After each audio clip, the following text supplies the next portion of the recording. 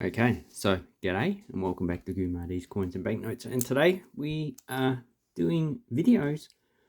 I think I might make this a series in which we take a bunch of coins that I have and we try and look for varieties or even errors.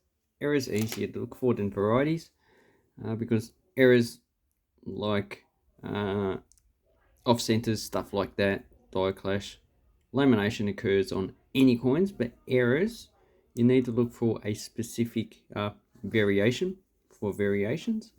So this variation, that's that horrible coin.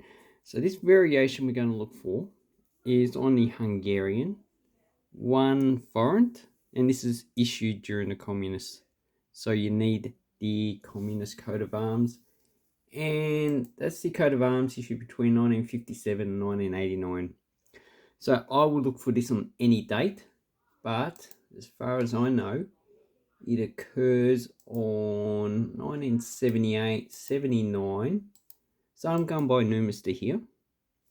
And also, if I look at the other date, unproven one, 1963. And that is these rays from the star going down, they reach the actual wheat. So they should be joined onto the wheat. And what we're looking for is those that have a gap in between. So it's like the gap between the platypus and the wave. Do I have any 20-cent coins on the table? No, I need to go to my coin holder. Okay, so I know people, only Australians will understand this. Most people around the world would not be familiar with this coin. So there is a gap in between this wave and head of the platypus. And this one doesn't have the gap, and this is 2008. So what we're looking at something similar on the Hungarian coin. So I like to see that you turn it upside down and you get light, and then we zoom in. And what I'm seeing is that this camera zoom is actually not that good. Okay, so it looks like that these join up to the actual wheat. That might have a little gap there, but not what we're looking for. And on this side, looks like all this 1981 joins up. Doesn't mean that all the other 1981s are the same. Okay, here we have a 1980, and it looks the same as well. So you can see how this wave actually joins up with the actual coat of arms, with the wheat. Okay, when I talk about coat of arms, it's all part of the coat of arms.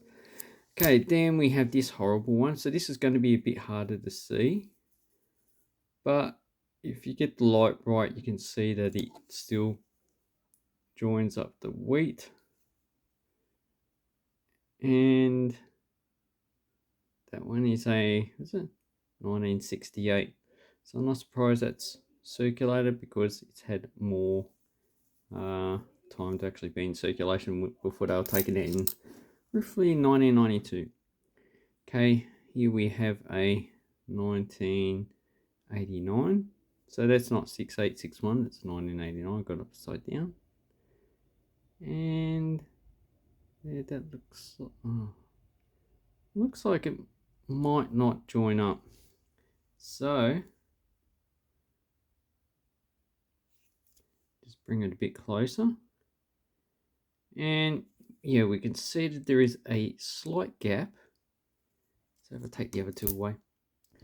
So what we're looking for, there is a slight gap in between the wheat and the actual coat of arms. So we are talking roughly that part there.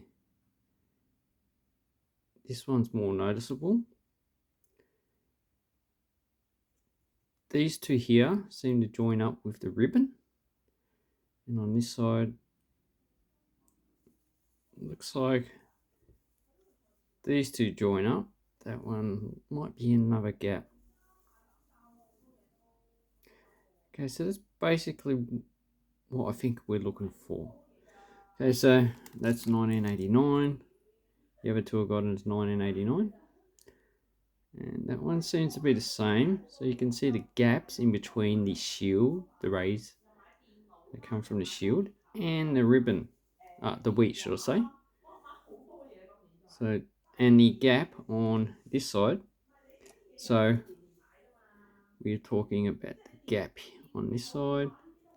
So it looks a lot greater. So that's would be something with the engraving. Maybe they engraved two master dies in which they used it to make the other dies, and one of them obviously looks like it has ghosting on it. So that will be the shield that's been raised. So that's what we're looking for the gap. And here we have another 1989, and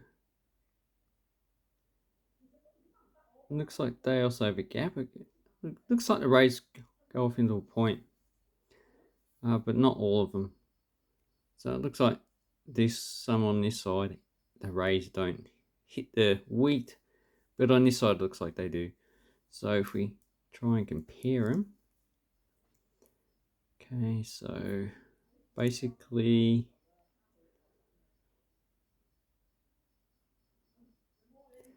okay, it's going to be a bit hard. Okay, so that seems to be the best I can get. It looks like the rays on this one are actually a bit fatter than the ones on that one. And the rays here go all the way to the wheat, maybe except this one. These ones seem to taper off into a point and don't hit the actual wheat. So that's a variation in the actual one forint of Hungary. So if you've got any of these aluminium coins, just check and see if you can find the different variations. I hope this helps you with your coin collecting. Thank you very much and have an awesome coin and banknote collecting time.